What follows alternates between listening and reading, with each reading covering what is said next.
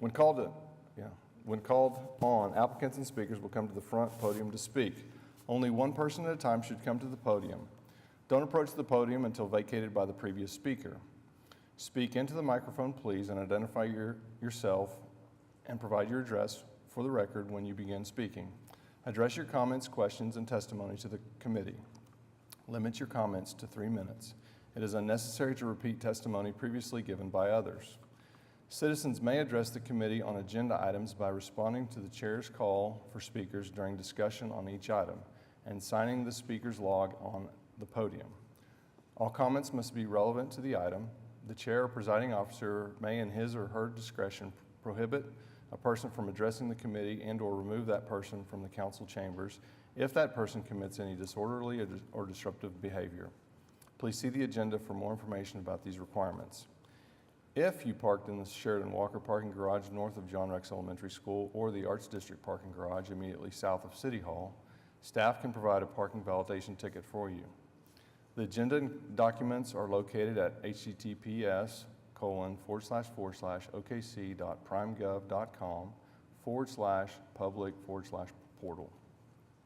You would then select Riverfront Design Committee meeting, then click on an agenda item, and the relevant documents will come up below the item.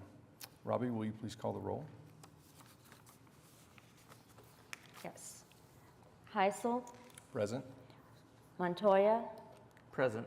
Dean. Howard. Lyons. Postic. Prado. Present.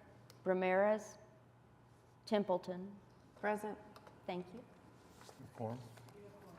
Okay. Yes, ma'am. Was discussing one of our items we have on the agenda today, which is item 6C, SRCA 23-00020 at 735 Southeast 15th Street.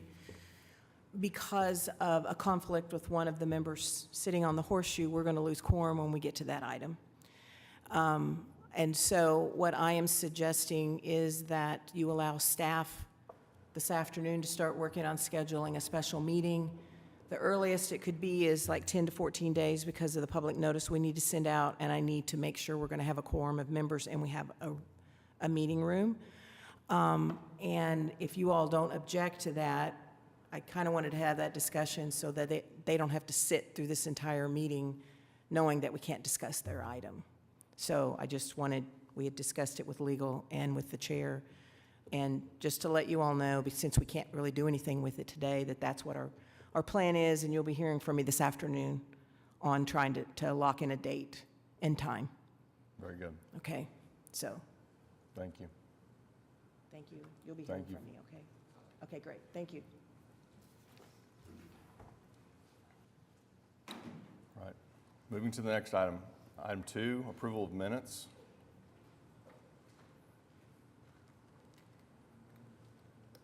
Montoya, I would motion to approve the minutes for the June 1st, 2023 meeting. Okay, and once you voice it, then hit the button. Okay. Templeton to second. Uh-oh. So we have Montoya, Templeton. Oh, there it goes. Keep. There we go. Yeah, but I just seconded it, and now you can vote.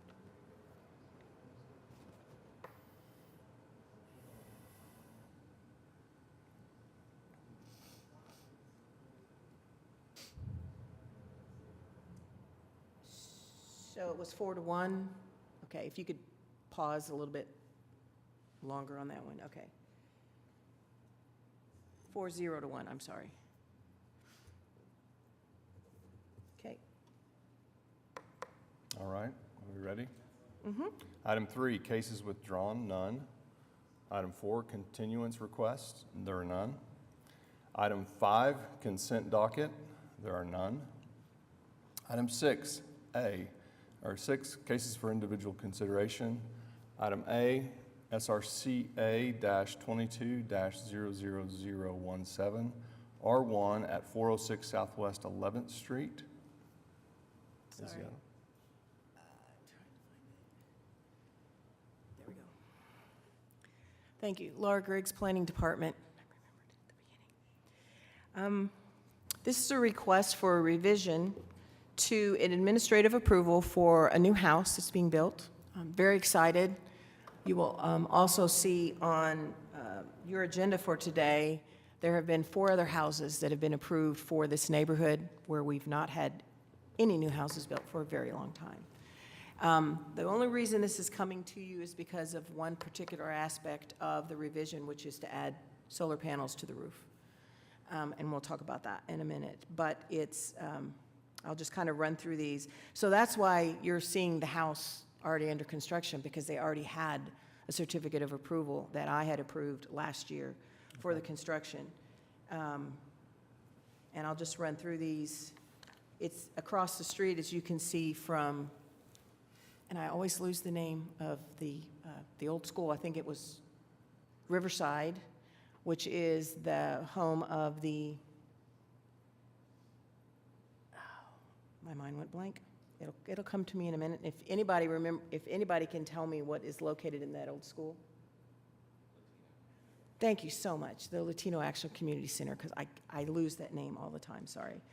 And so the current house under construction meets the minimum 2-story height, meets the maximum 10-foot setback from the property line, which is one of the reasons why you're seeing it looks totally different from what's out there right now, which are older 1-story houses.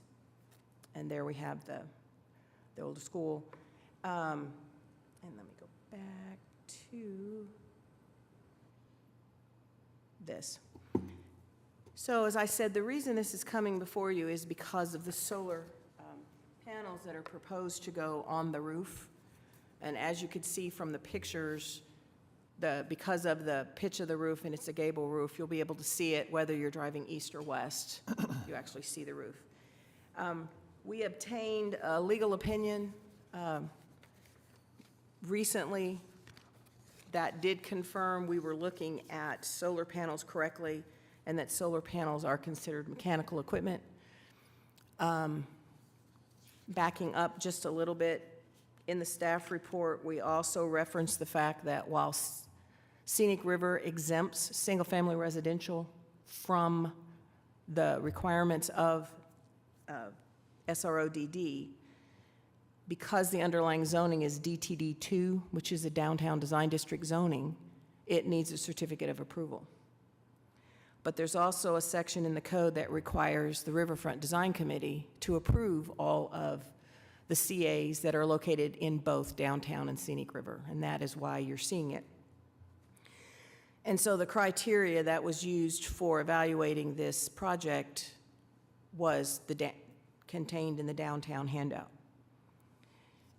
So I referenced the section that requires screening of mechanical equipment in the staff report. The Municipal Counselor's Office has agreed with how staff has been looking at solar panels for quite some time, which is they're considered mechanical equipment and they're required to be screened, although that does sound odd because on the surface you would say, but you want the sun to get to it, you don't want to block the sun. I referenced in here that to date I've approved 2 applications of solar panels in the downtown design district. One's on North Broadway, and it was a flat roof commercial building, so the parapet screened them. And the other is on a house that was over on Northeast 7th between the railroad track and Oklahoma on the south side of the road, and it was flat roofed and had a parapet. I think there has been some others that have been approved. I think Cottage has had a couple, and either due to the design of the application or the fact that it was flat roof with a parapet, it was determined that it met the requirement. So one way to look at this is if it had a different design, if it had been a flat roof design, it could have been screened with the parapet, but that's not what the design is, so we're trying to deal with the fact that it's a gable roof. And any application that you would put on the roof, you would more than likely see. Even though it is 3 stories, it's, you know, it's quite a ways up there. As you're driving down the road, you should be looking at the road and not way up there. But Because of the legal opinion, we had to bring it to you. They're going to need a variance from the Board of Adjustment if you all do approve this. We included some information. I am not a solar panel expert. I went out and I looked at some articles, have had conversations with the applicant. And one of the things we note is that while it's determined that screening is required, you could determine that the proposed location, though visible, is unobtrusive and does not detract from the visual character of the property or the district, and therefore a variance is warranted to allow the proposed solar panels in a visible location. If it is determined that the solar panels themselves are acceptable in the appropriate location, it may be necessary to address placement and screening for related equipment such as conduit, control boxes, meters, etc. We provided two choices for you all to consider. And I have broken the project into different pieces, and I tried to be more clear on what goes with what the options are for what. So the first thing would be dealing with the solar panels themselves. And I have option 1 would be approve it, and we are recommending that if you do agree that it's appropriate and you recommend approval, that you have a condition that talks about the, all of the other equipment that I just referenced be located where it's not visible from the street or be adequately screened, with documentation submitted to staff. And in that case, they would have to get a variance from the Board of Adjustment. Option 2 would be to deny the application. So then item number 2 then talks about the rest of the revisions, which staff has no problem with. Case item 2, which is revising windows, doors, cladding material, colors, and roof material, and add a window. And we are recommending approval of that. And then number 3 is recommendation to the Board of Adjustment. So if you choose option 1 for number 1, which means you support what they're doing and they need a variance, then you would need to provide a recommendation of approval to the Board of Adjustment. However, for under number 1, if you chose option 2, which was to deny the application, then you would need to provide a recommendation of denial to the Board of Adjustment. The applicant and his solar expert are here. The applicant has provided a presentation, and once he finishes, staff would like the opportunity to address some of the information that was included, that was provided yesterday. And do you have any questions for me?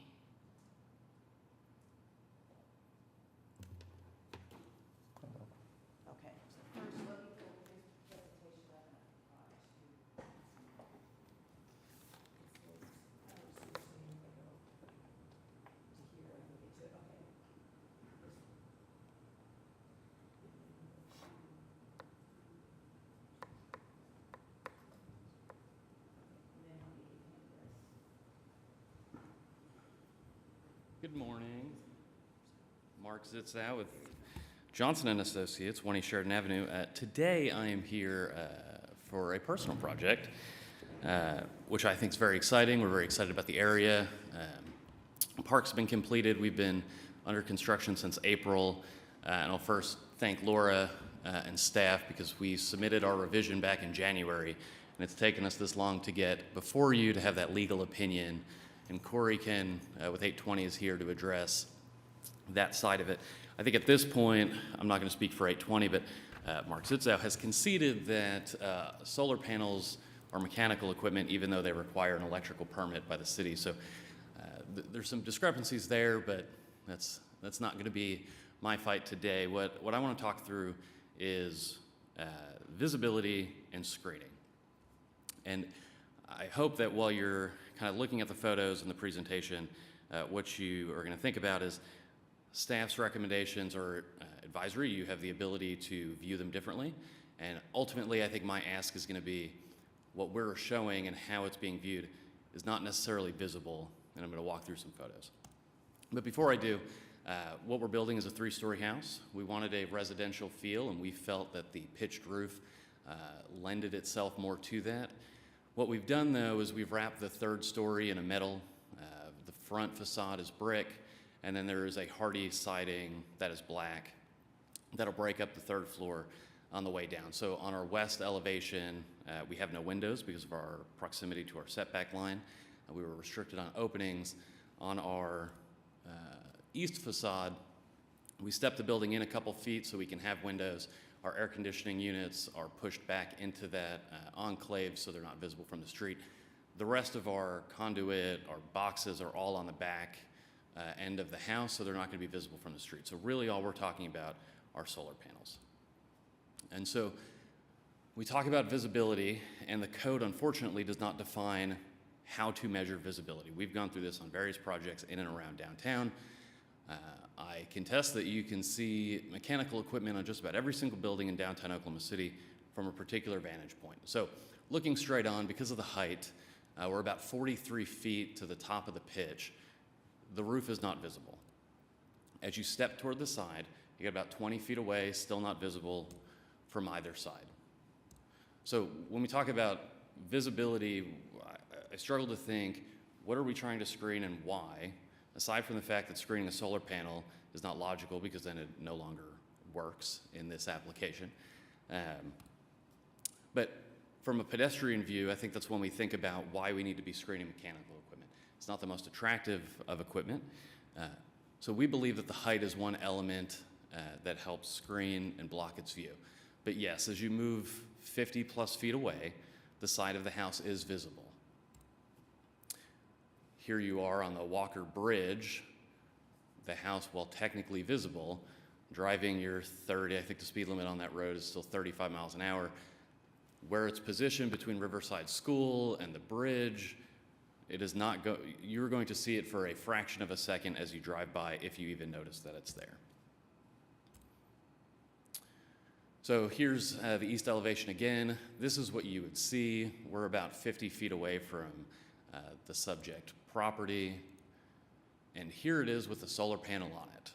Our design, and you can ask, we've gone through 2 architects on this project, and our builder will probably say that they have spent more time on the exterior facade of a house than any project they've ever worked on. I was very purposeful in thinking through how solar panels are going to work. We went with a black roof. We went with black metal siding. This was very purposely designed to be a minimal visual impact. And you can see that between these 2 photos, the color transition almost acts as screening. It is treated much more like a skylight than solar panels that you might have been thinking of. And so how we got here, the city has encouraged, through Solarize OKC, the use of solar panels. I think what staff should have done prior to engaging in this process was update the codes and regulations to actually make it a simple permitting process that the city claims to have. Through this process, it has not been simple. And the fact that we're having to seek a variance seemed a little extreme given the city was promoting it and pushing for it. So this was a coalition led by the city's planning department and the Office of Sustainability. I think it's noted that revisions to the code are needed. One of our asks at the end would be maybe this board should direct staff to undertake that update if it is in fact a priority for the city to encourage this type of installation. So Laura mentioned it. It is unique. This was another battle I conceded when we purchased the property. We have an overlay district, which in normal zoning codes across the country will trump your base zoning district. And your overlay specifically states that single-family homes are not required to get CAs.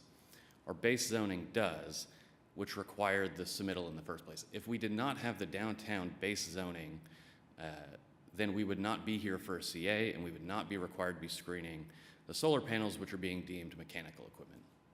So in the regulation, what it says is anything larger than 8 inches in diameter and visible from ground level should be concealed by screens at least as high as the equipment they serve and a color of matching material. So it does not state visible from ground level from where? 10 feet away, 50 feet away, the top of a bridge. It does not state that. Also, Corey can address this, but the solar panels have an aluminum frame that matches the height of the solar panel, which understanding is of equal height to the solar panel, so the sides of them are technically screened. But again, screening the top of the panel renders them useless. So just reiterate, not visible from the immediate ground level. And so just walking around downtown, there are, I believe when we talk about screening in a code, this is the type of image that was sought to prevent, was the numerous amounts of large mechanical equipment. I don't believe solar panels were top of mind when they were writing this language. But as we walk through downtown, there is numerous mechanical equipment that is visible. Some have been screened, but still very visible. And some of these are new projects. Spark in Scissortail Park, on the back side of it, it is all visible, but it is a very public-facing side. From the street and at ground level, if you were closer, is likely screened in a very similar manner to our project. This is an older project, but again, probably would meet screening, but when you're walking by the alley, it is visible. This is the Collective. You can see they did achieve their screening from their street facade and from 10th, but when you move around the building, you're no further away from this building than on my house where the roof is not visible. So all of this mechanical equipment is visible from the ground level. Same with the project on Northwest 13th. This is a flat roof, so the parapet and the placement of it does screen it from the street, but as you move around to 14th, it is still visible. The former Blue Garden, their mechanical equipment's visible on the roof. This is a street view, so I apologize for the quality, but this is the Broadway Park building, I believe it is called. The roof, the mechanical equipment is visible when you step back. This is probably about 70 feet back from the building. The convention center, maybe they're screening on it today, but at the time, the backside was very visible. Aloft, that mechanical equipment is visible from Bricktown. Hyatt, this is from the bridge. So the point I'm trying to make is at some point, all of the mechanical equipment on downtown buildings that are flat roofs is still visible. So at some point, a decision needs to be made on what is visible and how that is measured. You know, if you're standing at the ground level, at the sidewalk level of the subject property, and you step over 40, 50 feet in either direction, the roof is still not visible because of the height of the structure. So we were given the opinion that this is determined to be mechanical equipment. We understand that. The one piece in the letter we received that I struggled with a little bit was that it should be noted that this opinion only applies to solar panels. This opinion does not apply to solar roofs or decorative solar panels that do not obviously appear to be solar panels from the ground level. So what we've determined is solar panels are mechanical equipment and need a variance, unless it's viewed somewhat subjectively that they're attractive enough, and then we don't need to screen it. So I've asked for clarification on what that means. I've not received it to this point. And so I'm gonna let Corey walk through.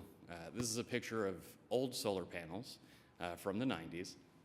He's gonna talk through 820's design and how we believe the solar panels that were done through Solarize OKC and 820 are more decorative in nature than solar panels of yesteryear. Good morning. Oh, did I take the pen? Oh, I got one. Oh, Mark already got me. All right.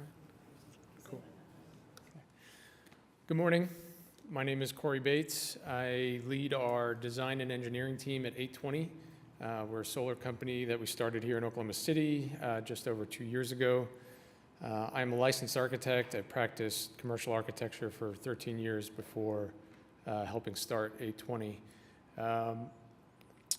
One piece I do want to touch on, in no ways am I disputing the attorney's interpretation that solar panels are mechanical equipment, but within that definition, I do want to point out that the reasoning for it that they gave was because of how they are attached, that you use nuts and bolts to physically attach solar panels to rail systems that attach to a building.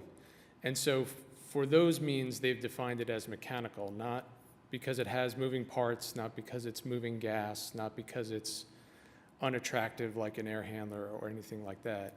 And Again, not disputing that, but I do want to share the implications of that, where if you are defining a piece of equipment based on how it's attached, that could be applied to all electrical equipment.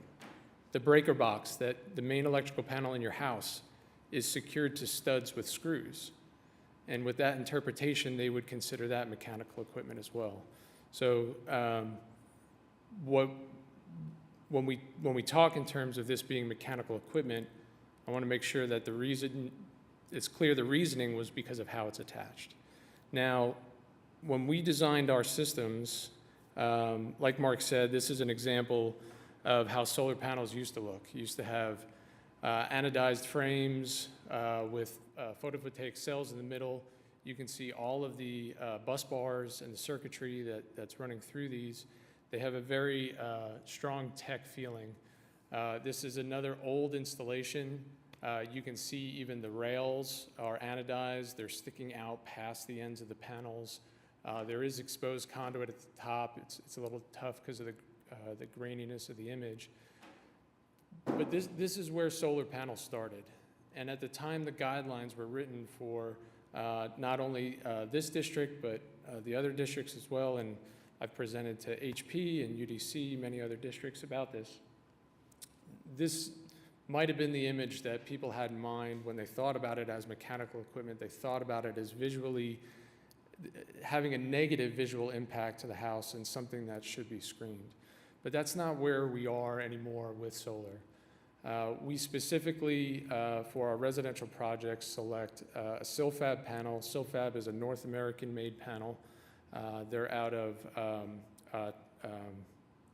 Toronto, Washington State and Toronto. It's a black-on-black panel, so all of the photovoltaic cells are black. The frame itself is a black anodized frame, and then there's a sheet of glass on top. The glass is tinted to further diminish the distinction of the bus bars and the circuitry on it. So it's very much a more elegant look. This is an installation of ours on the northeast side with those exact panels. And so once they're put together, the black-on-black panels against a dark roof no longer feels like solar panels of the 90s. This feels more like an architectural element, more like Mark referenced the skylight almost. On all of our projects, there is no exposed conduit at all. All of our conduit and wiring is run under the array. We have a watertight junction box that enters the attic space. So even the conduit, the wiring, the junction box, everything happens underneath the array. That's all concealed. Ultimately, there is a disconnect and if you're OG&E, a production meter that sits next to the typical electric meter from the utility. So that being on the back of the house, those two pieces of equipment would be on the back of the house as well. Some other images from other projects. This is a two-story home in Norman's historic district. Very similar situation where if you stood right at the curb in front of the house and looked up, you would not see the solar panels. If you came down the block, 50 feet or more, you were able to see them. In this instance, it was about the panels that were selected and how we laid them out and how we installed them, the level of quality that was there that allowed that historic district to approve it, because it did not negatively impact the character of the house. It was not a negative visual impact, which I believe is the reasoning for this screening requirement in the first place, right? We don't want to see the air handlers. We don't want to see forced air vents. They're not attractive. But here, we've come a long way with solar panels to where they are attractive. They in my opinion, become more of an architectural element than something that's intrusive on it. And so we feel that with this application on this house, the design of the panels, the selection of the panels, the design of the layout, the design of all the wiring really fits within the character of the house and becomes an architectural element within it. Was out for a walk this weekend and saw a stop sign with a solar panel on it downtown and couldn't help but include it in the presentation. So to sum this up, I think where we're at is our request is that this body determine that as designed, the solar panels are not visible. Again, a lack of definition, the height, we believe that we could meet that. If you disagree, then we'd ask that Corey's design and the aluminum cladding that surrounds the panel meets the requirement for screening. I think there was recent precedent with that with UDC. If you disagree on both of those items, then we'd ask for the recommendation to go to the Board of Adjustment with your approval, hopefully. And we will continue on the variance route. I'll reiterate, this is a city program that the city encouraged folks to undertake in an effort to reduce costs of solar. And so by then putting in place a system where you need to seek variances, this is what I do for a living. This is not difficult, right? I know how to make Board of Adjustment applications. But for a layperson, this is not a normal process and likely requires a consultant and expensive application fees. In addition to that, this is outside whether or not these solar panels get approved. It does seem prudent for staff to go through and update the code if that is what it needs to be done, and that's what the design review bodies agree should be done. And then also define what visibility is and how it should be measured from structures, either pitched roofs or flat roofs. So with that, we'd be happy to answer any questions. So staff had originally requested the opportunity to comment after he showed his presentation. Based on some of the pictures that were shown, what I would tell you is that in downtown, I get asked frequently, why are you making me screen my rooftop HVAC unit? Because the building next to me has two of them and they're not screened. And I tell them, because you're putting up a new unit, you're doing something that requires a CA and it has to be screened. I can't make you screen ones that are already there that presumably pre-existed the design district establishment in 2007. But I would also say that we've also found an issue that we've got with permits being issued and we're not being included in the loop. And so they're being installed and they should have gotten screening, and we're trying to figure out how to address that within the city system. And sometimes things just get missed. As far as dumpsters, because the Montgomery was shown, I've solved probably 2/4 of the problem in that alley because the city came through for a project a couple of years ago. They weren't happy because I made them screen their dumpsters that they had in the alley that weren't screened. And I've had that conversation with the old Holiday Inn because they have a dumpster sitting, if you look down that one view that he had all the way at the end of that. So I'm trying to deal with dumpsters one at a time. It's just going to take forever because they're all over the place. But with that being said, I also wanted to comment that if I'm not mistaken, since the city is in the middle of an overall code update, I know that's one of the things that has been discussed. I know there's a solar ordinance, and Katie might or might not want to speak to this, that our coworker T.O. Bowman has been working on in the Office of Sustainability, that he had a meeting with us and we had a discussion about it, saying, well, this is what our design district requires. So we know that on one hand, the city is really promoting something. On the other hand, we have some regulations that could be a hiccup and require somebody to do something extra, that we're trying to figure out how we're going to resolve all of those. So was there anything you wanted to add, Katie? No, I don't have anything to add Okay. to that. Yes, there is an ordinance specific to solar that is in process. There are efforts underway through the HP Commission specifically to address solar. They have guidelines specific to solar, not just mechanical equipment. And that commission is looking at revising their guidelines. Right now we have to work with what we have. But we certainly hear and understand the concerns about the issues that have come up as solar has grown increasingly popular. So.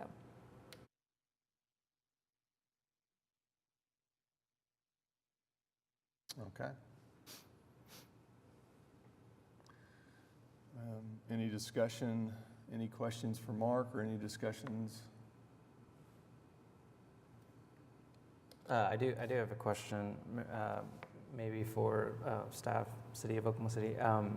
Have solar panel? I'd imagine that I've seen the solar panels on a lot of R1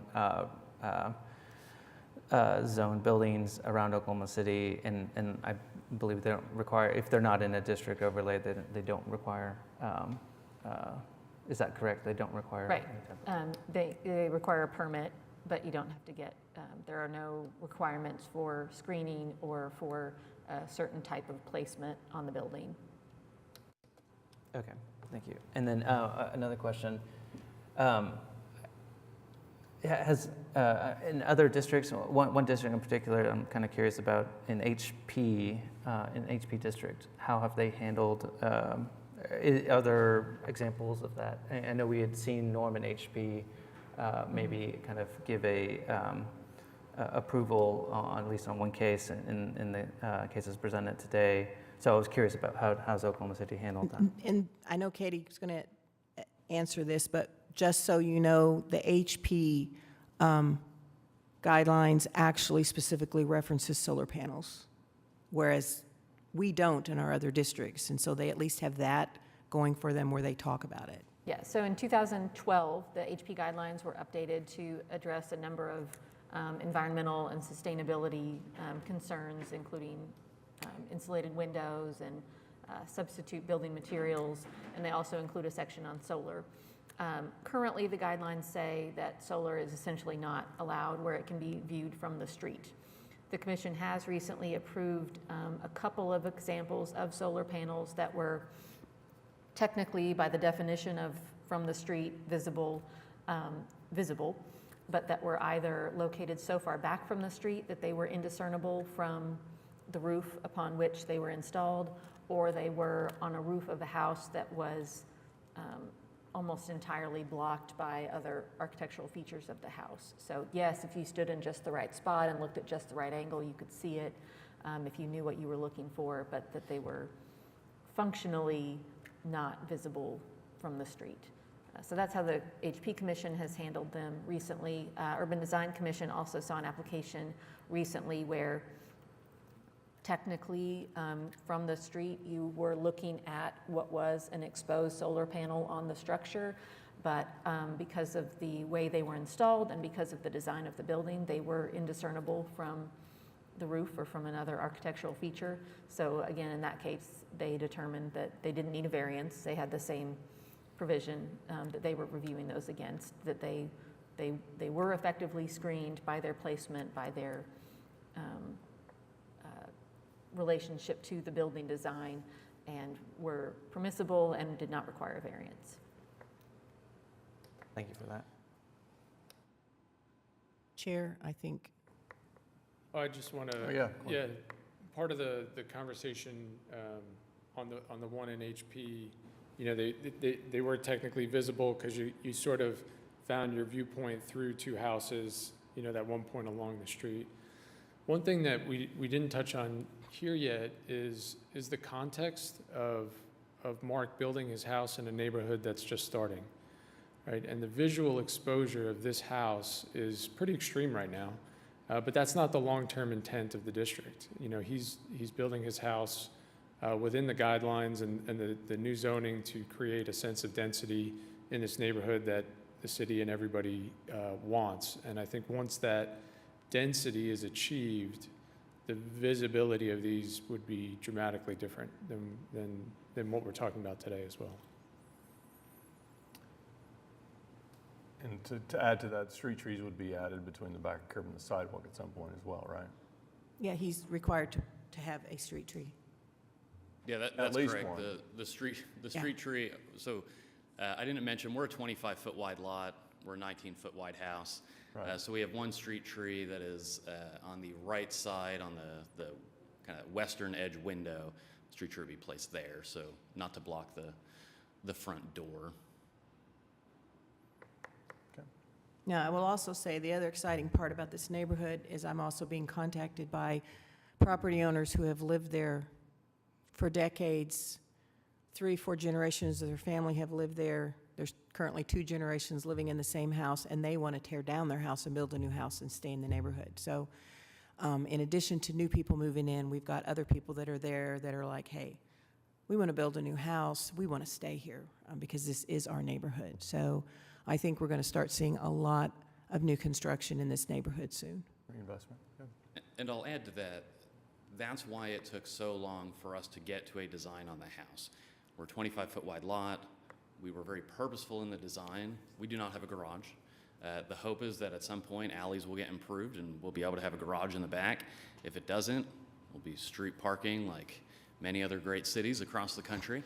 And so the design and the height were two of the most important things to me in setting a tone for what any future project was going to come through. What we didn't want, what I didn't want, I should say, was to see people come in with 1-story and 2-story homes seeking variances to their setbacks and to the height requirements.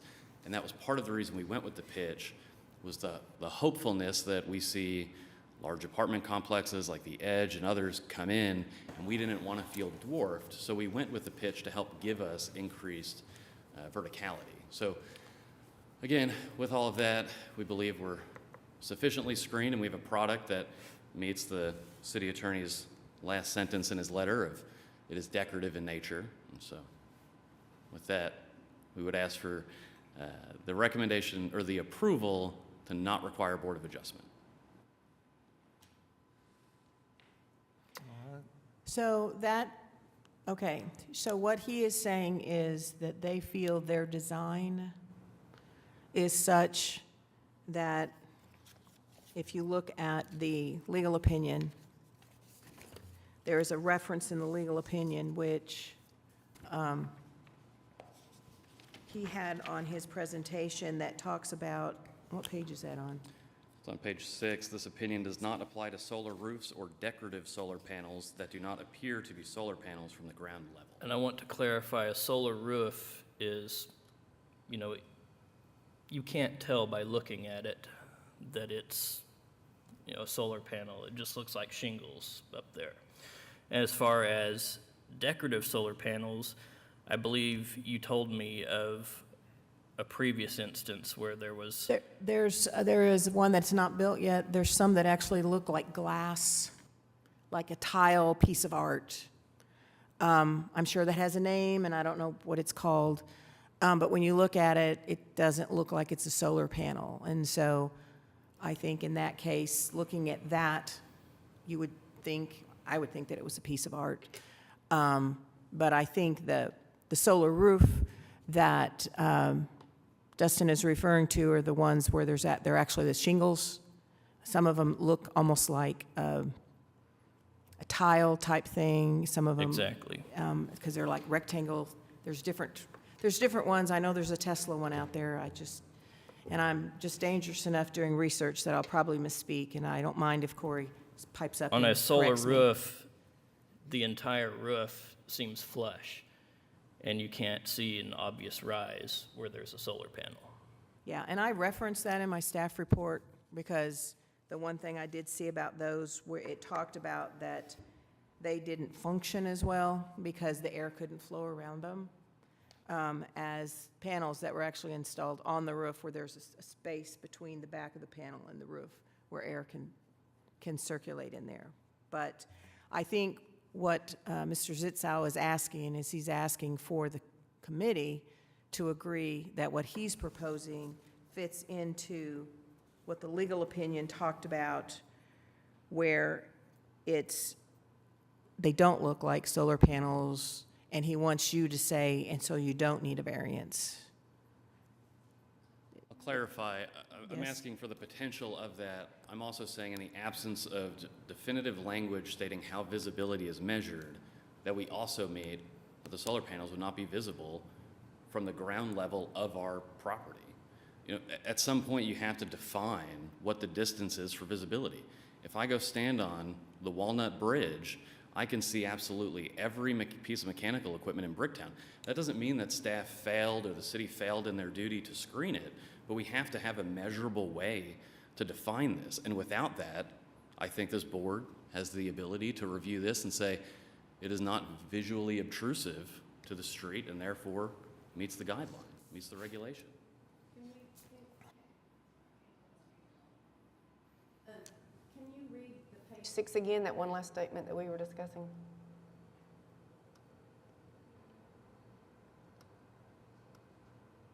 You want me to get it? The very last paragraph is what he's referring to, which said, "It should be noted that this opinion only applies to solar panels. This opinion does not apply to solar roofs or decorative solar panels that do not obviously appear to be solar panels from the ground level."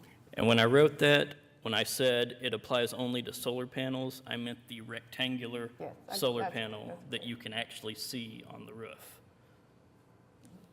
not a roof that's flush all the way across. All right, and then read that the last sentence again. This opinion does not apply to solar roofs or decorative solar panels that do not obviously appear to be solar panels from the ground level. I'll add one thing on the solar roof. They're still glassy, and if the definition is screened mechanical equipment, it's still mechanical equipment. So it seems a little bit subjective there, but that last sentence says decorative solar panels, and I would argue that what 820 has done on their black on black makes it more decorative. And I understand you're clarifying now that it can't be visible or it's not flush with the roof, but it is pretty close to flush, and the black on black does make it appear to be part of the roof structure. Okay, so you had one in here where you did a mock-up. Right. Just a couple more, right? Next one. One more. There, okay. From this level, like, you may see slight shadowing, but you are not going to be able to see, Corey can tell me what the gap is, but you're not gonna be able to see that from 40 feet below it. Can we, I think we have all the information that we need. We can beat this dead dog for a while. But the bottom line is, for me, is I would like clarification from Mark. He's asking for one step more than what is in the staff report. Staff report is asking us to confirm or deny or require you going before the Board of Adjustments to get your thing, but you're asking for us to take it one step further and negate that and just say that the legal description or the legal findings say that it's pretty much considered a decorative and that it's null and void and you don't need a variance. Is that correct? Partially. I think what I'm asking is, there are a couple items that would negate the necessity for a variance. I believe those two being, this is decorative in nature and meets the legal opinion. Alternatively, that because of the lack of definition of how to measure ground level visibility, that it is not needed because we're not visible from our property and the immediate surrounds of it. Okay. And if that's where someone's leaning, we'd be glad to come up with some wording for you, because I did not have an option 3 for number 1. So basically, he's asking for an option 3 under number 1. Right. And as far as solar panels go, this one is more decorative. However, the visibility thing is where I am with you. It's visible from the satellite or visible from 20 feet out or visible is not defined. And I think he has a point there. Although, to me, it looks fine. And I literally, as an architect, I don't think that is really considered mechanical equipment, but it does follow as being attached. Maybe those guidelines are right, but usually mechanical equipment is screened for other reasons, safety, and they're just ugly. This is not ugly. So I just pulled up the staff report from when a similar case went to Urban Design Commission, and we noted that the way the solar installation had been designed constitutes a viable form of screening, as the solar elements have been disguised to blend in well with the structure, and that this screening satisfies the intent of the screening requirement. In my opinion, the absence of a definition of where we're measuring visible from infers that we're measuring visibility from everywhere. Whether that's the right thing to do is another discussion, but without a limit, like HP says, visible from the public right-of-way. Sometimes it says it goes even more specific in where it says to measure visibility from. So I think in the absence of that, we have to assess visibility from, you know, a fairly large area. I think these are clearly visible if you know what you're looking for, but I think some of this language that you have in front of you about it being disguised to blend in, it matching the roof, et cetera, may also be applicable to your decision. And also, one other thing that was said, that the screening has to be a minimum, the height of the equipment it's screening, is that not what the solar panels, you said it has the thing that, so it is minimum. The regulation states that concealed by screens at least as high as the equipment they hide. I think that's what you're referencing. And what Corey stated was all of that mechanical equipment is underneath the top piece of glass and then is screened by an aluminum edge coating, so it's not visible. That matches the roof. Correct. I do believe this is the way we're going. I mean, we're going to have to make some changes to the code or whatever, and this is, I mean, if Oklahoma City is pushing it, then it needs to be addressed. So if we need an option 3, what I would suggest is that we use the first part of option 1 where we talk about meets the regulations, guidelines, that whole thing, and then you get to a point of the staff report, and then it would go to the wording that Katie has that she would have to read for people so you guys could decide if that's where. I don't know if we need to then go as far as to say, and therefore a variance is not required. Yeah, I think Because it's striking. I don't think UDC did that, did they? In that one you just read? In the, it doesn't specifically say a variance is not required, but it says satisfies the intent of the screening requirement. So, And so I think if you strike B under option 1, it's you saying this satisfies the requirement of variance would no longer be needed. Well, I'm saying this is option 3 under 1. This is a totally new one that they would select. So it would read as option 1A. Well, I'm going to suggest that you make it at option 3 so that there's no confusion. This is Okay. a totally new one. It was added. And you would use the same wording as shown for option 1 up to the point where it says section C and D of the staff report, and then it would morph over to what Katie was saying. Oh, okay.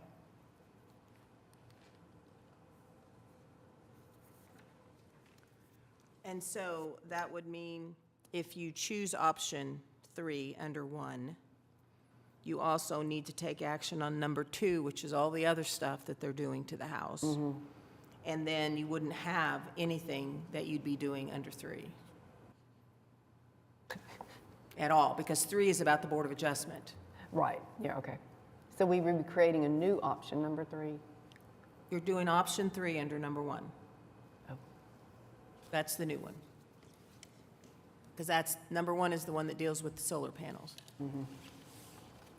Chair, Yes. I'd like to make the motion of option 1 with the option 3 that we discussed about.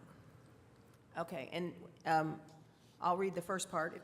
So this is going to be option 3, under install solar panels. Approve the application on the basis that the project complies with the regulation and guidelines of the Scenic River Overlay Design District zoning ordinance as referenced in section C and D of the staff report. And now it's Katie's turn. so with the finding that the solar installation has been designed in order to constitute a viable form of screening, as the solar elements have been disguised to blend in well with the structure, and that this screening satisfies the intent of the screening requirement. I believe that's what I heard you say. Yes. Okay. I'll second that. It's been moved and seconded. Let's vote. So Who we have- made the motion? So we have, the motion was made by Elaine. Elaine, and the second was by Dana. And I'm not seeing that on the screen. Go back to your live. Oh, sorry. And I didn't push the second either. That's okay, they got it for you. Yeah.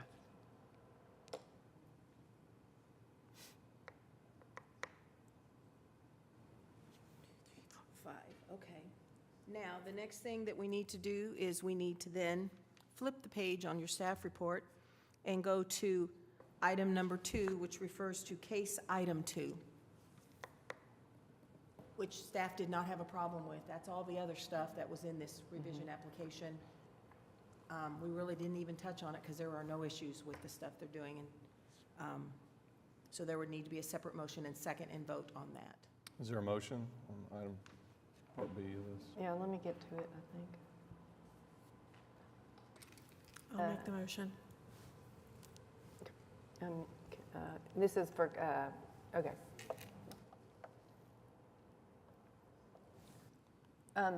Dana Templeton, I'd like to make a motion to approve the application for revising the windows, doors, cladding material, colors, and roof material, and add a window on the basis that the project complies with the regulations and guidelines of the Scenic River Overlay Design District zoning ordinance as referenced in section C and D of the staff report.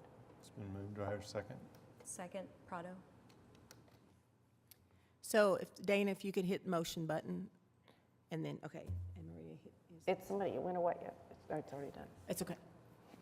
They got it for you. They got They're really fast. They are, I was to read. They're on it.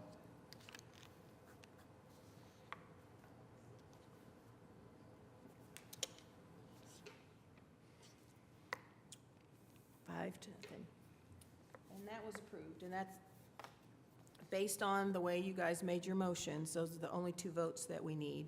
Okay. Dustin, would you agree with that? Yes. Okay. Thank you all for your time and consideration. Thank you, gentlemen. Thank you for your time.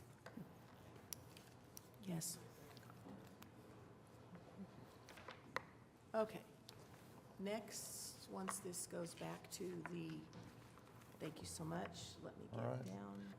Item 6B, case for individual consideration, SRCA-23-00014 at 1125 Exchange Avenue, the Farmers Market. Hang on a second, let me get, there we go. Just want to make sure you weren't waiting on me. So, this, yeah, that's right. This application was on your agenda at your last meeting. And this was painting unpainted brick and some signs. And the representative arrived late to the meeting. He is here today. Confirmed that when he walked in, because I've only talked to him on the phone and emailed. So the information that I provided to you with your staff report included some pictures that had been taken by staff a few years ago, the last time this came before you. So what has been done is the front facade, which is the east facade, has been painted. It originally was this tan brick, and it had stone across the top, and that's been painted as well. That right up there was stone, and it's been painted. And then on the side, this whole thing has been painted black. This is what it looked like back in 2016, when it was, it had the stone across the top, and it was the tan brick. And at that time in 2016, it came before this body because this sign had been painted on the side of it, and the address had been painted. It originally had an old sign that was painted on it, and someone came by, and then they added the sign, the flag, and so they increased the area of the what had been painted. That was approved, and so you can see what had been painted previously. And now that entire side, continuing on off to the right, is painted. And this is just surrounding area. So I am sorry I didn't include in here, although we can get, Katie can get to it if we need to. Also, in your packet, attached was some documentation that staff provided where I took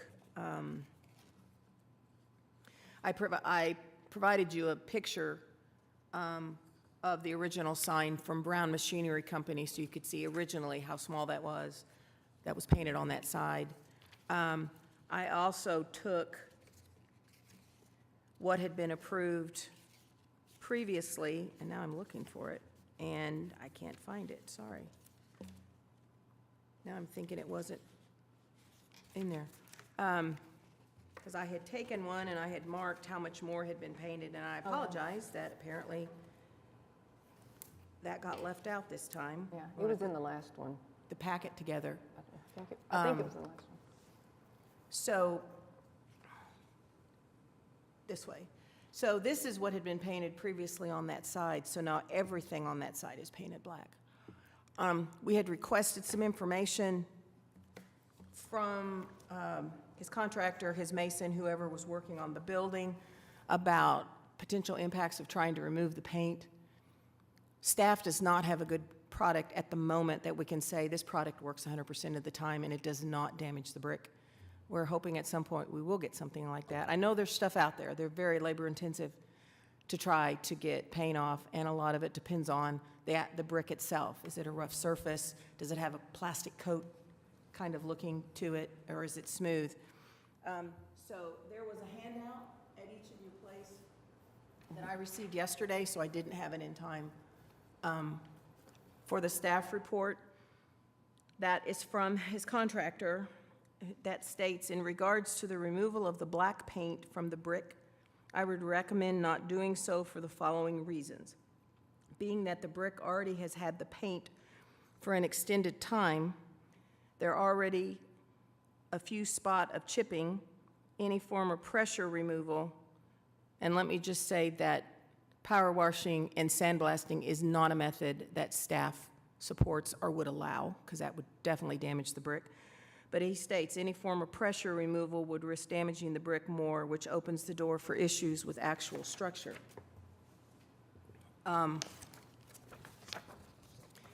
So just as a reminder, that at the last meeting, staff advised the representative to research methods to remove paint from the historic masonry and to provide documentation of those methods to RDC prior to determining whether it is feasible to remove the paint. And at the time, as I said, I hadn't received anything when I wrote the staff report. I did modify staff's recommendations in an attempt to be clearer on what goes with what. And so under each one, I reference which case item it is and the different options. And there are all kinds of options for you on this one that we can go over them all individually now. We can have the representative come up. He's the tenant, the business that's in it. The applicant on this is actually the sign person, but what happened was when he submitted his request for signs, that's when it was brought to my attention the building had been painted. And I added the painting to that application and said, we've got to address the painting. You know, the signs themselves, I really didn't have an issue with. It was the painting of the unpainted brick that resulted in this having to come before you. I have a couple of questions and maybe a few comments before we hear anybody. You requested in the last meeting that he provide documentation of methods. Yes. Where are those methods, the documentations, the methods?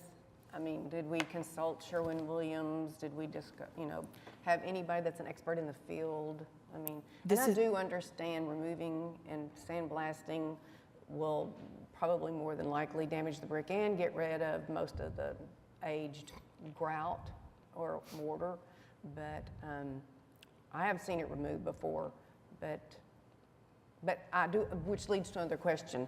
I see that the first time that this happened was the owner in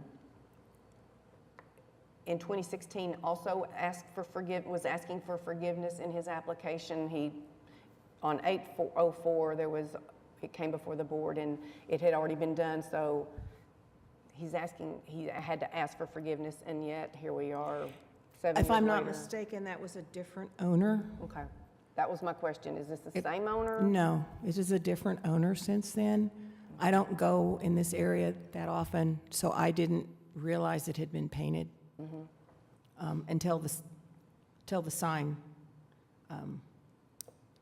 person submitted the application, and I spoke to the tenant. Okay, and then I think another thing about the painting per se that bothers me is that they didn't finish. I mean, if you're gonna paint that other wall too, you know, because as driving by, I came up on it from this way, and that's all I saw was halfway done. So That's you're, just a personal opinion, that's nothing to do with, I mean, anyway, if you're gonna, well, and no, you can't paint, no, I don't know if you, I'm not telling you to paint the the whole road, wall. it's now two-way. Back in 2016, this was a one-way road. It's still kind of hard to get to.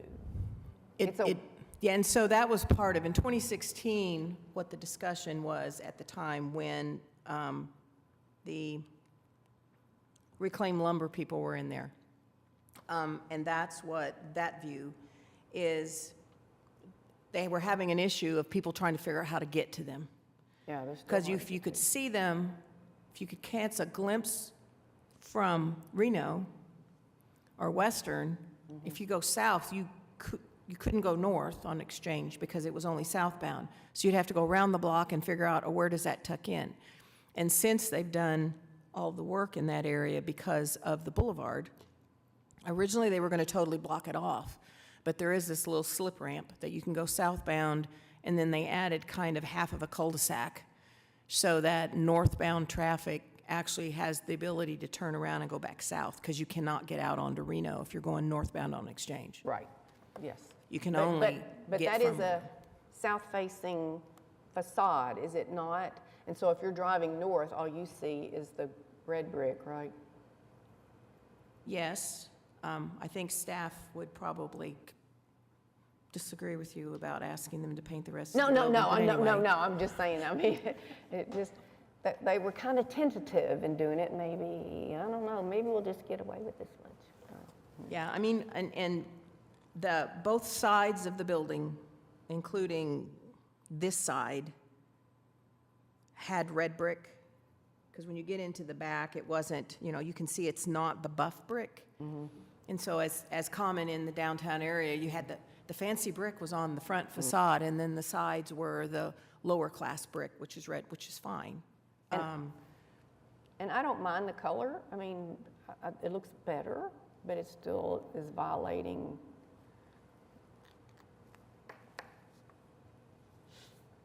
So, yeah.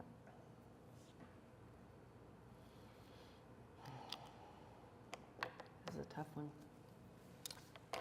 We're going to hear from the applicant. Yeah, if you want to come up and identify yourself and sign in on the sheet, okay? Especially because your name's not on the application because it's the sign guy, but this is who I've been talking with the whole time. Okay.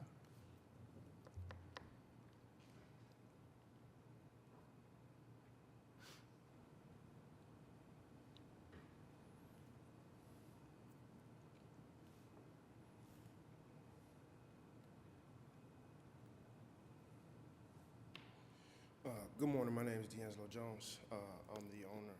Yeah, can you speak a little bit louder? I'm the owner of the dispensary. When I took over, so there was another person who owned the business before I took over it. This paint job was done before. So when we did try to get the sign, they brought this to our attention. I understood what the issue was. I don't have that method from Sherman-Williams, but I did go to Home Depot to check their paint section, see if they had anything. I did go to the Sherman-Williams in that area, and I did ask, outside of just the contractor that I have that letter from, I did reach out to others. And they, like you said, there are methods to do it, but it would just be very, very intensive, and that's really the issue.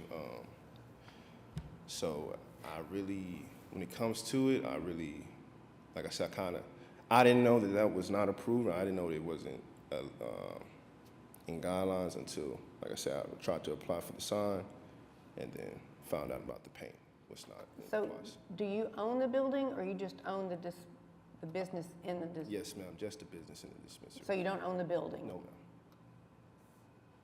No, I believe the owner of the building owns several buildings down in that area, in the farmer's market area. The person who owned the dispensary before, who was operating the dispensary before, they painted it, not the owner. Right, but, okay. I would feel that this would need to be kind of on the owner too. I mean, I'm sorry, what? I would feel that this needs to be on the owner, not just the person who's renting or leasing the building. It's the owner, right? And he's been copied on everything, and he's gotten copies of the staff report. But the tenant is the one, obviously, who is extremely interested in this because he wants to get his signs up, Sure, sure. permanent signs up. It's currently open though. The sign right here says open now. Yes, it's open, but we've slowed it down because without that sign, like she brought up with the traffic coming through, with people not seeing you there, without that sign, it's kind of, until that 7-Eleven open, 7-Eleven at that corner opens, that traffic doesn't come that way. So that's kind of why I'm really waiting on the sign to figure out how I need to go about the sign. Then I will The change it. signage on the south side or the north side? The sign facing east, because this is facing south. The front of the building faces east, right? No, ma'am, that faces south. Well, it's at an angle. Southeast, it faces south. Okay. Yeah, so I think what he's talking about is the signs on this side is what he is waiting on. Because that catches everyone coming off the expressway and coming from downtown off of Reno. So what's proposed for that side is, was in your, in the packet, there is a lighted sign that says the Bluff Dispensary, and then they decided to make a permanent sign that says now open, because technically, we don't have the ability to approve temporary signs at all in this district. So there currently is a little sign there, is that correct? Correct. That's existing? That's just I think that's a banner. And this one's going to be Yeah, that was a 311. banner we just put up for the opening day. Yeah, that's just like a banner sign that they put up that's not, that is up there without any approval. So the way I'm seeing this, the first and foremost thing is the painting of the building, and then the secondary thing is the signage. Right, and the signs we didn't have a problem with the signs. Right. Unlike previously in 2016, they ended up having to get a variance because the flag, the way it was done, was considered a sign, and so it was huge. And so they exceeded their allowable square footage, which was based on the width of their building on the street.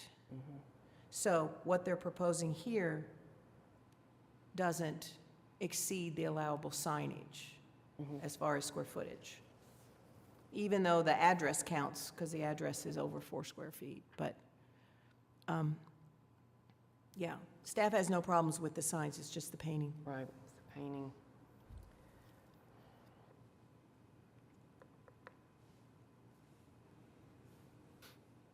In the case of denial, does the building owner then, are they required to remove the paint? So let me using just other talk methods? about a similar case that we had in downtown that literally took us about 4 years to try to figure out a solution, and that is the movie star murals.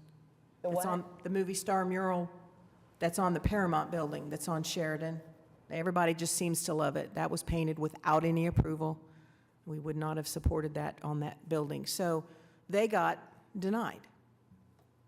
It sat there on the building, and they came back through, and staff came up with, well, let's see about removing some of the paint in this area so that it doesn't totally obscure some of there's some fantastic brick detailing around the windows on that building.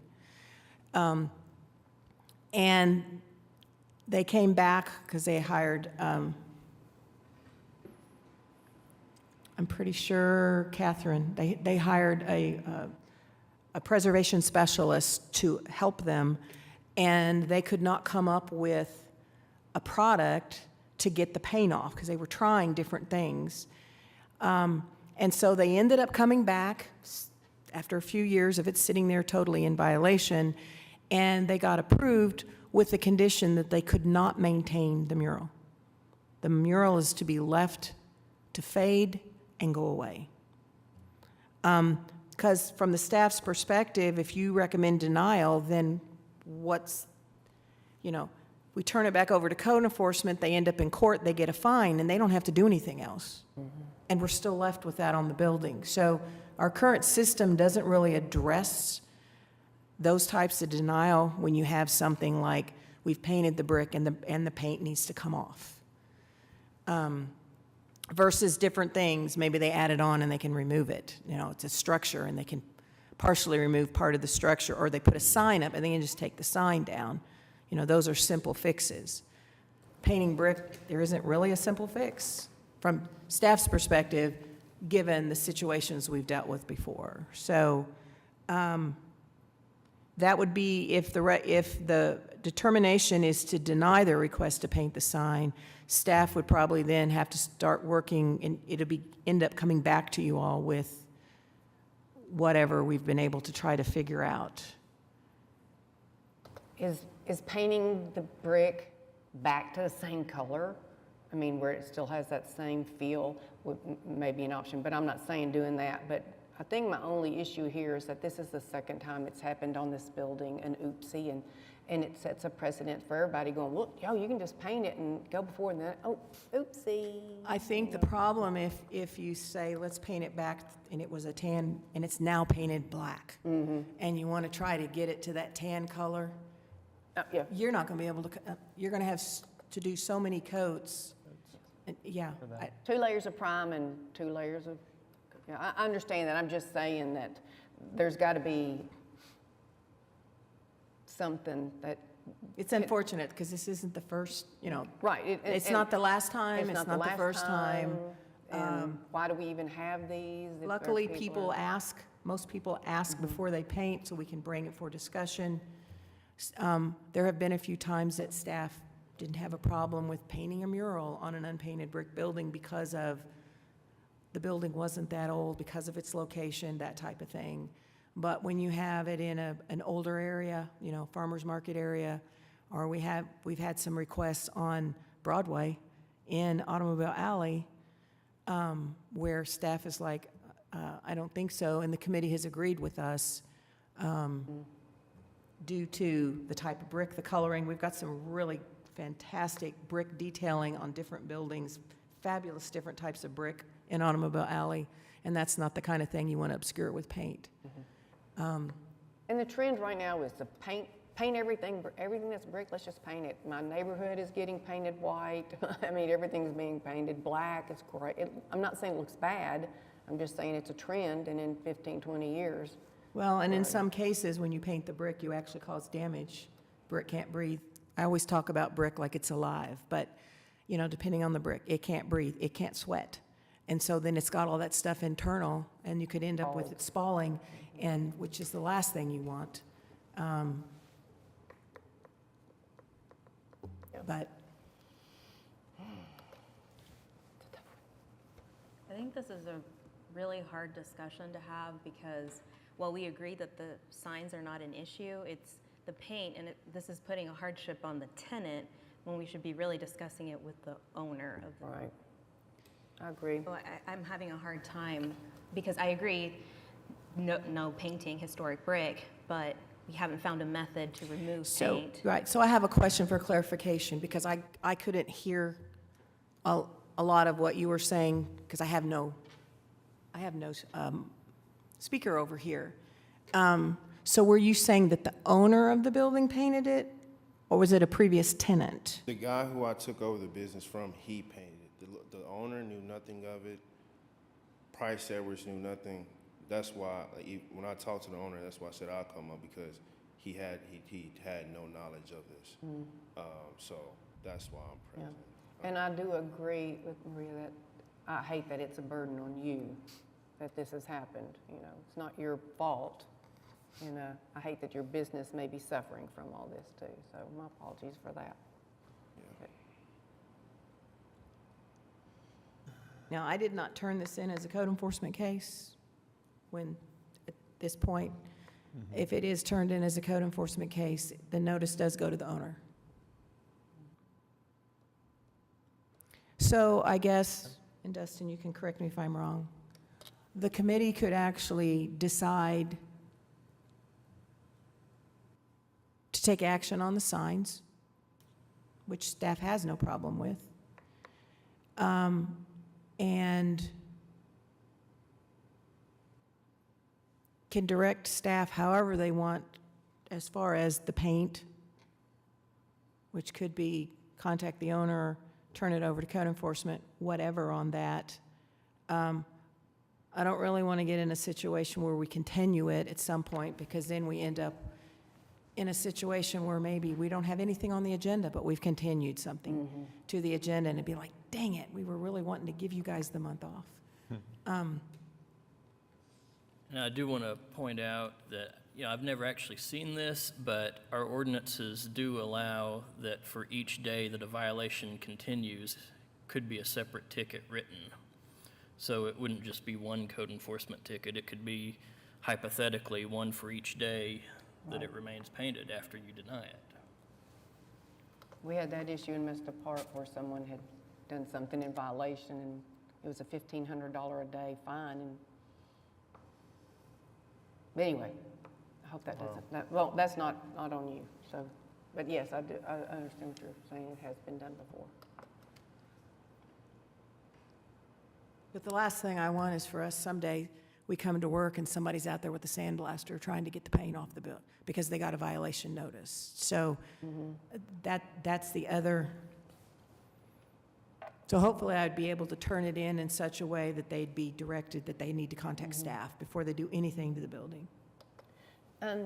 Two comments, and then I think I'm done.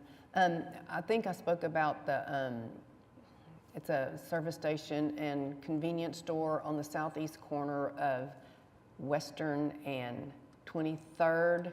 It was originally built in the old site of the Southwestern Bell site, and it has some really nice glazed green brick trim. And one Sunday morning, I ran down there to get some gas, and they were painting it just because somebody had bought it, and they wanted it to match their theme or their logo or their standard marketing, whatever it was. And they made them take it off, and they did it in a way that it did not quite necessarily damage any of the glazed brick, the green glazed brick, and it looked fine. It's still not as crisp as maybe it had been in the beginning, but it hadn't been there long when they made them take it off too.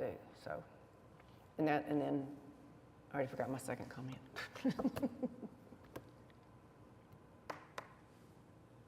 Okay. Any other discussion? Anyone want to make a motion?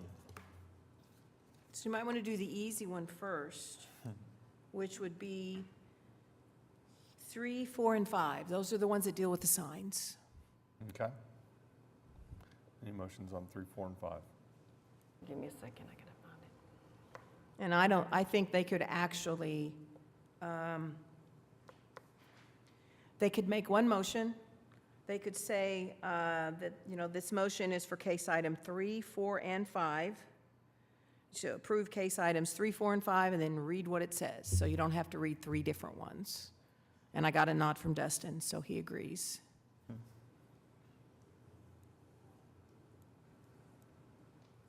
So when you say 3, 4, and 5, it says Case item. Case item 3 was remove sign on east facade. Correct. Okay. Smallest. Okay. Oh, yes, the small one. Okay. Templeton, I would like to make a motion to remove the sign on east facade, which is I think- noted under case item 3. I think the easiest way would be if you started off by say, approve case item 3, 4, and 5 Okay. on the basis. Then you don't have to describe them individually. I would like to make the motion to approve case numbers items 3, 4, and 5 as shown in the staff report. On the basis that the project complies with the regulation and guidelines of the Scenic River Overlay Design District zoning ordinance at reference in section C and D of the staff report is what I believe I heard Dana say. Yes, I think I did. No problem. Move to have a second. I'll second. So that was Elaine.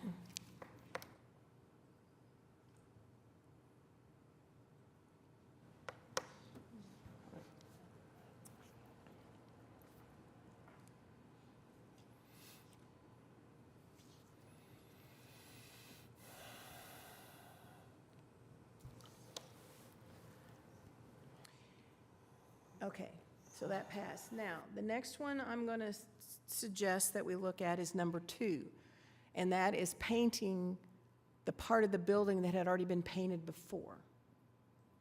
And that was stuff that was approved back in 2016, and I'm really sorry that I left that page out. Because I had marked up the page, and I thought I just carried everything over. Hang on just one second, because I can pass this around so you guys can see it, and then I'll let him see it.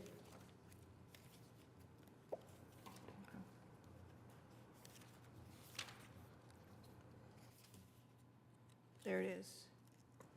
Yeah, for some reason, not all the attachments came off in the packet when it got printed out. So attachment C is this, you can pass it. And so what I'm showing in the crosshatched red is the stuff that was not painted previously. So if it's not crosshatched in red, oh, Katie has it up on the screen. So if it's not crosshatched in red, it was painted before. So, case item 2 is saying paint the building that had been painted before, which is the stuff that's not crosshatched there, which staff has no problem with. They were just changing the color. So, I think it's appropriate for you all to vote on that one, because we're not asking them to remove anything from that because it was painted before, and part of that was even painted before that, so some of that has been painted for quite a while. So if you look up on the screen, what we're saying with number 2, case item 2, paint previously painted brick, which is, the previously painted brick is the stuff there that is not crosshatched in red.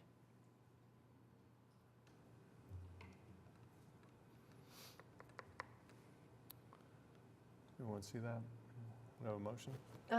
I remember my one last comment, which was having to do with the location of this building is kind of, even though it is considered in the Farmers market. farmer's market area, it is kind of set away from it, closer to that 7-Eleven, isn't it?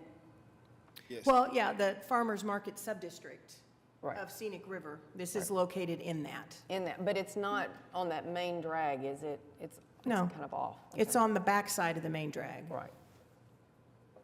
Let me go to that right quick.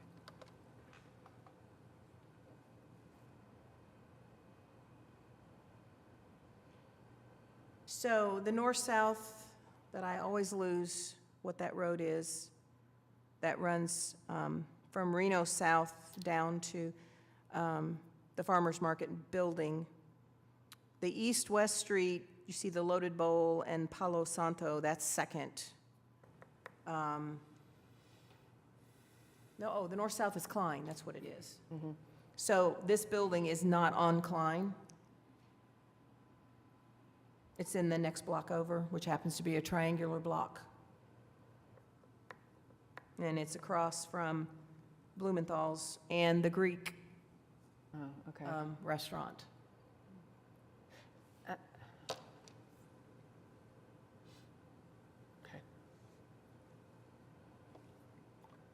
We have a motion on case item 2. Any Montoya. discussion? I'd like to make a motion on case item 2, motion for approval, painting previously painted brick, including painting over the sign. And I think I heard you read, On the approve case item 2 on the basis that the project complies with the regulations and guidelines of Scenic River Overlay Design District zoning ordinance as referenced in section C and D of the staff report, right? Yes. Okay. Templeton second.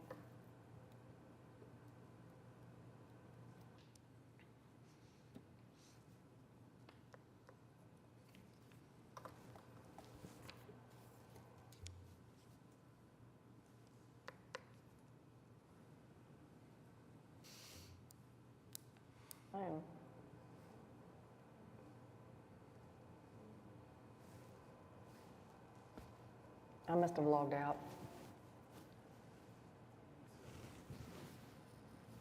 What was that? I must have logged out and my screen is blank.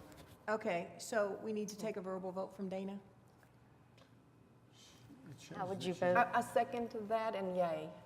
Okay, Thank so they you. can put that in for you. don't see Lions also. Lions. Elaine, there's yours, was that, oh, that was a yes, okay, so. So 4.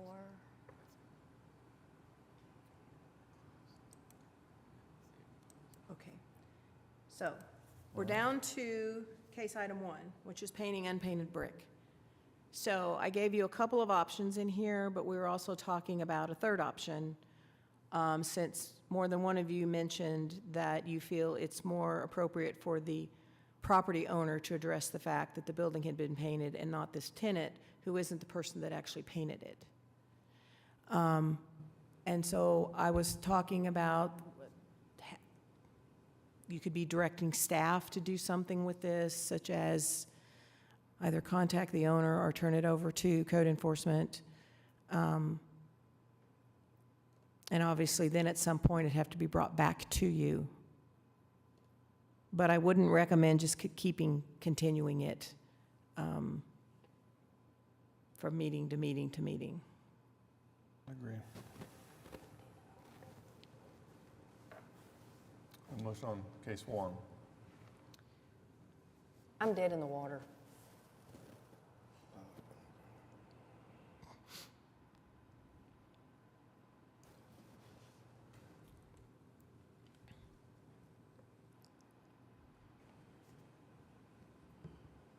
And by all means, if any of you know really great methods that doesn't damage brick to remove paint, send me an email with the product name.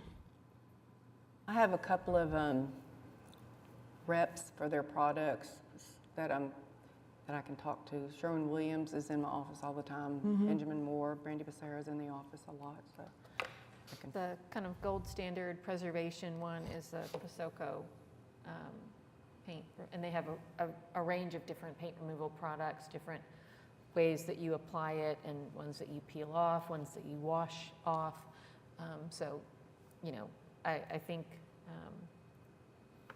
potentially asking them to at least attempt to use some of those recommended products and see if it works on that brick. On some brick, it's very difficult and you're not going to get much paint off, but on some brick, it can be quite successful, and we've got examples of that around the city. Right, because they've got 2 different bricks involved. They got the tan, they got the red, then they also have the stone. Yeah. And the stone obviously takes paint differently as well. Yep. But at least for the red, they could like go all the way to the back of the building and start working there, and you would never be able to see it if they're not successful with. a 10 by 10 sample to start with, you know, or something like that. Anyway. Okay. I want to make a motion on case items number 1.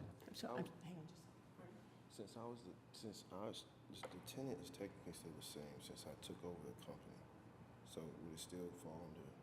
The owner, they're feeling it because you didn't do it. Was it, that's why, It's was the it same. the previous? It's the same company. Was It's it a the different. previous tenant that painted the building? No, it's the same company. I assume the company from the person who painted it. So it's So the the person same. that painted it was the person that had a dispensary there before? Yes, So they were a tenant there before? yes. Same company though is what I'm saying. He's like a different manager, maybe. Yes. So like that guy's no longer same company, but that guy's no longer associated. But they with were it. renting the space. Under the same previously. same lease agreement. Everything's the same. So it was the previous tenant that did it? And you bought that company from that previous tenant?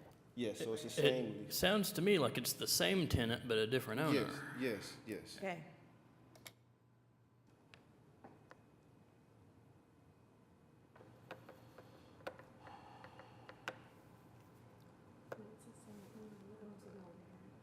Same owner. Same owner owns the building, same company, different manager? Different owner of the company. The company sold. Okay, Yeah, I don't own the building. I just Right, own right. Yes, ma'am. the company. You bought the company? Yes, ma'am. Okay. Yes, ma'am.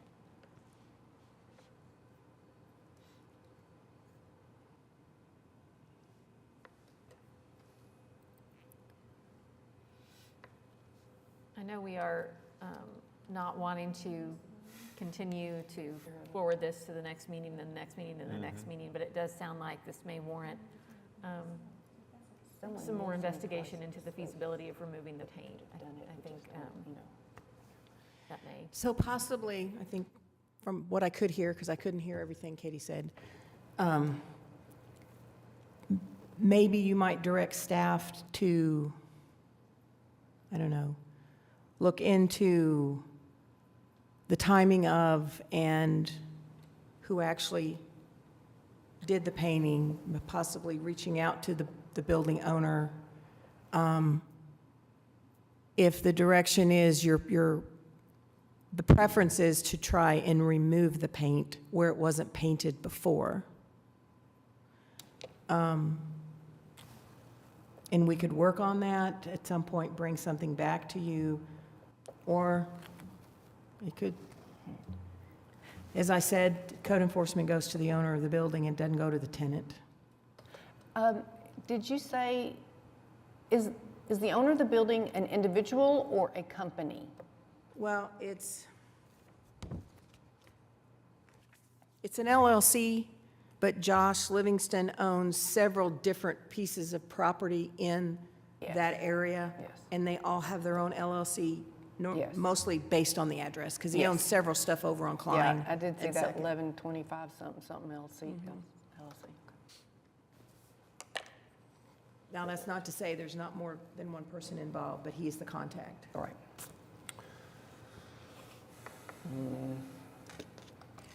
While we reach out to the owner, will he still be able to go ahead and put his signs up and things of that nature? I would think they ought to be able to put their signs up. I'd have to talk with the sign guy to let him know that the issue of the painting has not been resolved. However, what I would say is where they want to put the sign up, the one that he really wants up, going back to that one with the red crosshatch, that's on the part of the building that you guys have approved because it was painted before. So those two signs on that side of the building aren't going to be impacted if they are successful in removing paint. The one that could be impacted is the permanent one that he wants to put up on the street frontage, Street frontage. because none of that was painted before.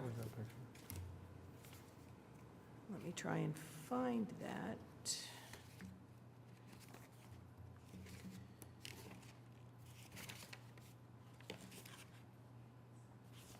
Which is, and I don't know if I go to, is that a banner that's up above the door, or is that the sign that's just a banner? That's that- just something they just put up. just Yeah, as a- so that's not the permanent No, sign? ma'am. It's in the general location of where they're wanting to put up the permanent sign, which is an illuminated sign to be put up there. So I would need to advise him, that I don't have an objection. One, the signs have to be fastened through the mortar. We don't allow them to fasten them through the brick because that will permanently damage the brick, so it has to go through the mortar. But he might have to take that down if they're able to come up with a way to get the paint off. But surely, it ought to be able to be removed and then put back up again. And the anchor bolts and the mortar just remain, and then they could take that down. But I would just need to have that conversation with the sign guy.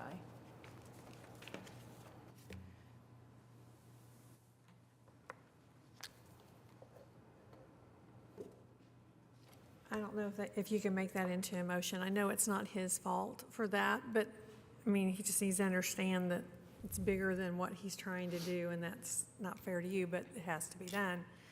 So, I mean, I'm fine with if he can make the sign, if the sign can come up and down, why the owner works on the painting of getting the paint off. So you don't even have to take action on what I've written for case item 1, and you could say for case item 1, you direct staff to get in touch with the owner to discuss the painting of the unpainted brick and assist the owner in trying to find methods to remove the paint on the unpainted brick. And so that's just with the owner, if that's what I'm hearing. Is Katie, is that what you're hearing them suggest? Yes, I'm just wondering if we want to continue it so that there is a clock ticking.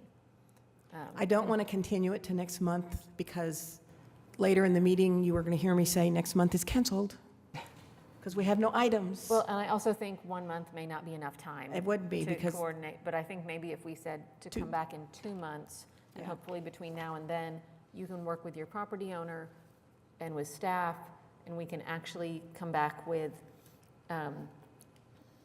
demonstration of a sincere effort to try some different products, to remove the paint, you know, in a limited area so that if it doesn't work well, it's not, you know, distracting from the appearance of the building, and be able to either demonstrate, yes, we can get the paint off, we're going to proceed with this method, or no, the paint just really can't be removed. We've tried X, Y, and Z products, and then they can make a decision based on that. But I'm reluctant to just kind of indefinitely leave it open-ended that oh we no, will I not was come to a thinking that they resolution. Yeah. they would be like literally putting that in staff's lap and we'd have to bring it back to them. But from that perspective, if we continued it for just 1 month, I'd have to have everything by next Tuesday, and we all know that's not realistic. So if you continue it for 2 months, that's to September the 7th. Were we not going to continue one anyway because someone's going to have to excuse themselves? Doing a special meeting for that Okay, other we're doing case. special- Okay, yes, you're right. I hear a motion? So you could continue case item number 1, painting unpainted brick, to the September meeting.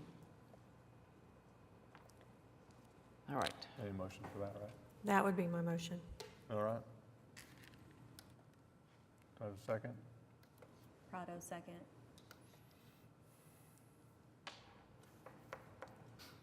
So that was Maria.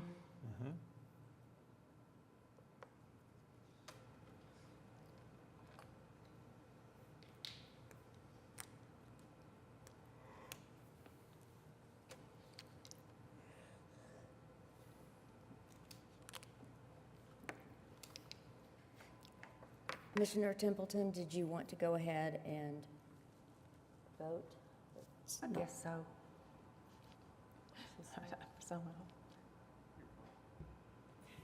What was your vote? Yay. I punched the button this time. A little tardy.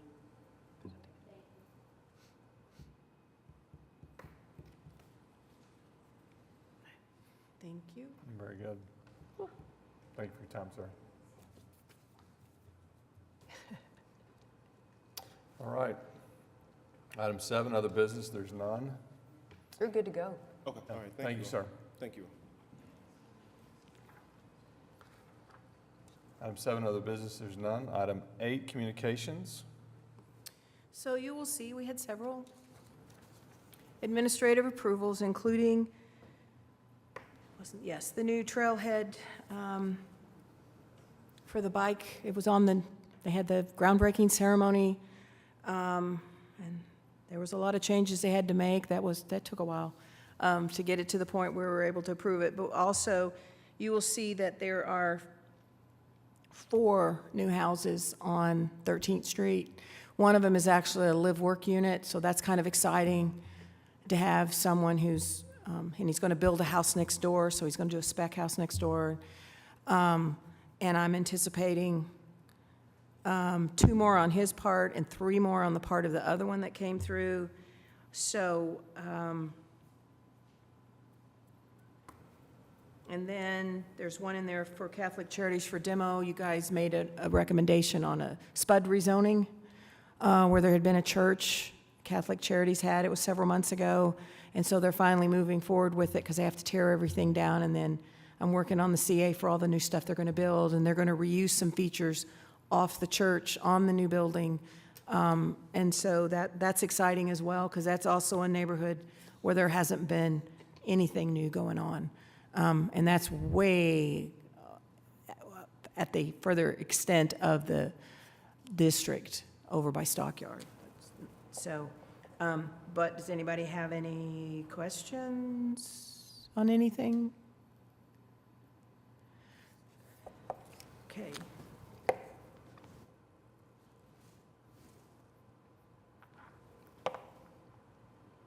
So moving on to comments from planning staff. Item B.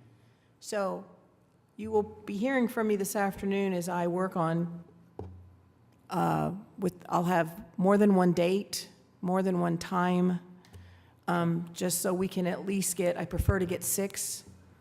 We already know there's one member that won't be part of that, so I'm trying to get 5 or 6 people from 8 instead of 9.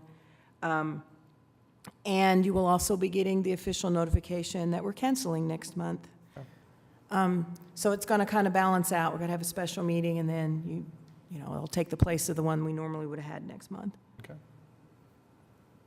Is that all? Item C, comments from committee members. I want to thank Ricardo for taking care of last month's meeting. Next meeting date is going to be a special meeting to be determined, not August 3rd. Correct, that meeting's being canceled. All right, and with that, meeting's adjourned. Thank you. Ooh, that was